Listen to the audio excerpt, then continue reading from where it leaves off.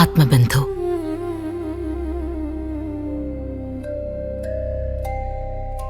രാത്രി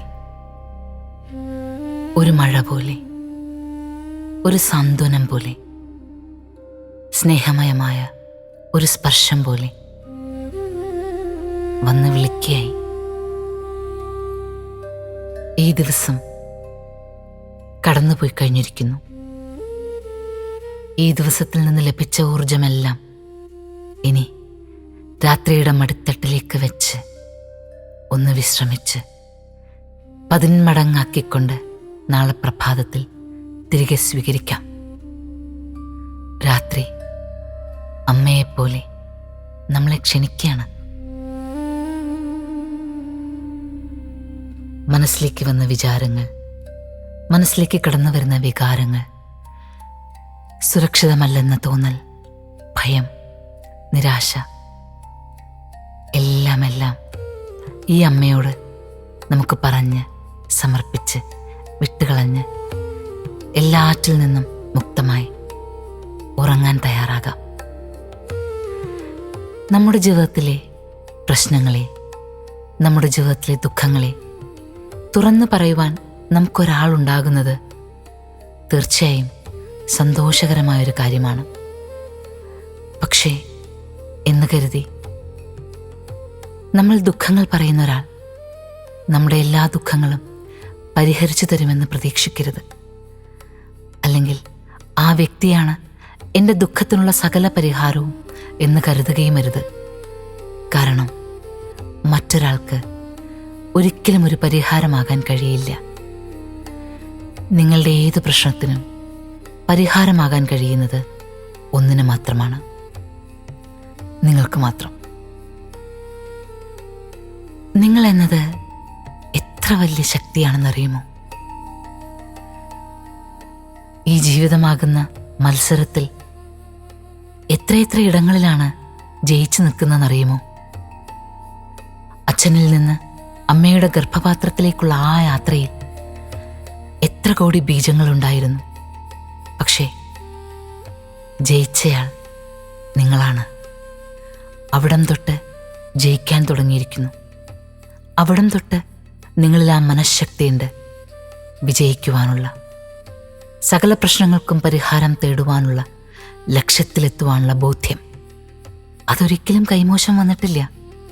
ശരിയാണ്, ജീവിതം വിചാരിക്കാത്ത പലയിടങ്ങളിലൂടെ സഞ്ചരിച്ചിട്ടുണ്ടാകാം. വിചാരിക്കാത്ത പല സന്ദർഭങ്ങളിലും കൊണ്ടുചെന്ന് നിർത്തിയിട്ടുണ്ടാകാം.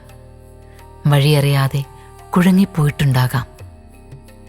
തോറ്റുപോയി എന്ന് സ്വയം തോന്നുകയോ മറ്റു പലരും തോറ്റുപോയി എന്ന് പരിഹസിക്കുകയോ ചെയ്തിട്ടുണ്ടാകാം.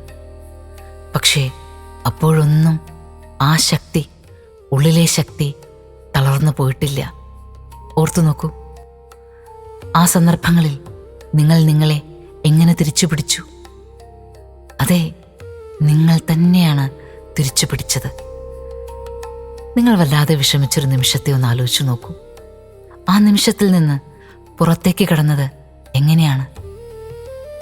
നിങ്ങൾ തന്നെ ചിന്തിച്ചു. നിങ്ങൾക്ക് തന്നെ അത് മറികടക്കുവാൻ സാധിക്കുമെന്ന് അറിഞ്ഞു. അതിനുള്ള കാരണം നിങ്ങൾ തന്നെ കണ്ടെത്തി. അതെ, നിങ്ങളുടെ ശക്തിയെക്കുറിച്ച് സദാ ബോധ്യമുള്ളവരായിരിക്കുക. ജീവിതത്തിൻ്റെ ഓരോ അവിചാരിതങ്ങളിലും ആ ശക്തി പരമമായ ശക്തിയായി പ്രവർത്തിക്കുന്നുണ്ട്.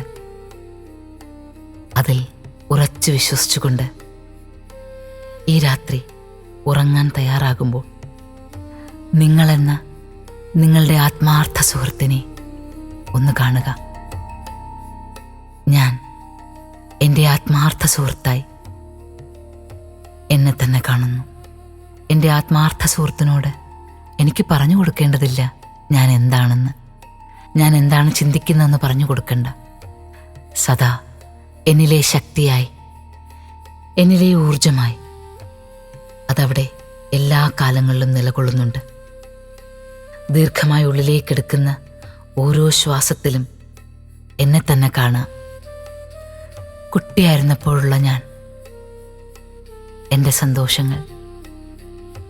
ദീർഘമായി നിശ്വസിക്കുക. വീണ്ടും സുദീർഘമായൊരു ശ്വാസം ഉള്ളിലേക്കെടുക്കുക. കുട്ടിക്കാലത്തെ സന്തോഷകരമായ മുഹൂർത്തങ്ങളെ ഓർക്കുക. ശ്വാസം പുറത്തേക്ക് വിടുക. വീണ്ടും ദീർഘമായി ശ്വാസം ഉള്ളിലേക്കെടുക്കുക. ശക്തമായ ജീവിതാനുഭവങ്ങളിൽ തരണം ചെയ്തപ്പോൾ, ജീവിതത്തിൽ ചെറുതായി എന്തെങ്കിലുമൊക്കെ തിരിച്ചു പിടിച്ചപ്പോൾ, വിജയിച്ചപ്പോഴുള്ള എന്നെ ഓർക്കുക. ചെറിയ ചെറിയ നിമിഷങ്ങളിൽ പോലും സന്തോഷത്തോടെ സ്വയം മറന്ന എന്നെ ഓർക്കുക.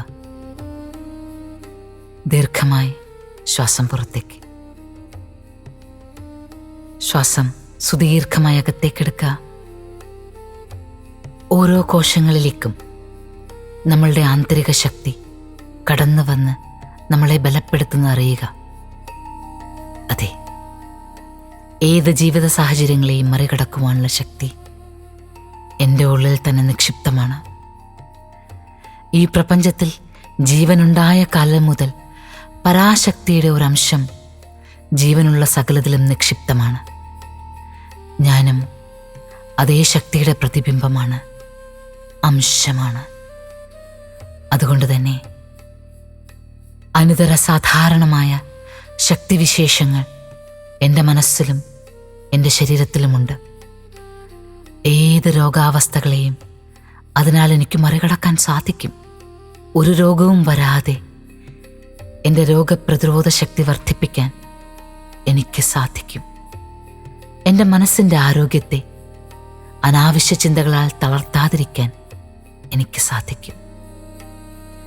ഈ ജീവിതം മുഴുവനും ഉണ്ടാകുന്ന ഏത് ഘട്ടങ്ങളെയും സംഘർഷമില്ലാതെ നേരിടുവാൻ, അതിജീവിക്കുവാൻ, വിജയിക്കുവാൻ എനിക്ക് സാധിക്കും.